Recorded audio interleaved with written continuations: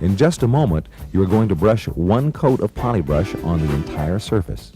Before you do this, be sure the surface is clean and free of oils.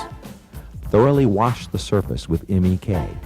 Use a clean cotton rag and be sure not to flood the cement joints. After washing both sides with MEK, lightly pass a tack rag across the surface. Be sure not to press very hard with the tack rag.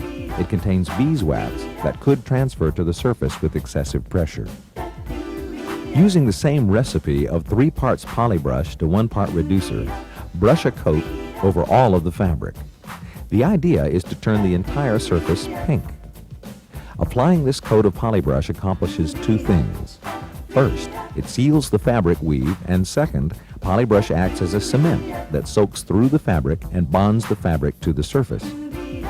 Remember that earlier 2 coats of polybrush were applied to the leading edge. The polybrush now being applied will soak through the fabric and bond the fabric to the leading edge. The fabric is now sandwiched between coats of polybrush. Notice how runs are forming on the underside of the fabric. This is perfectly normal and nothing you should worry about. However, if you put so much polybrush on the surface that it drips out the other side, you've put too much. If this happens, you need to wipe the drips off with MEK and a clean rag. If you leave it, when it dries, you'll feel a small bump. Remember, if you can feel it, you'll see it in the end.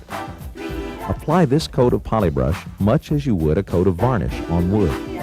Put on 1 wet coat, make a pass with the tip of the brush to remove small bubbles that will form, and leave it alone. After you finish one side, flip the surface over and do the other. Remember, if some polybrush has run through to the other side, you must wipe it off with MEK before continuing. Once both sides have been coated with polybrush, you are ready to attach the fabric to the ribs. There are 4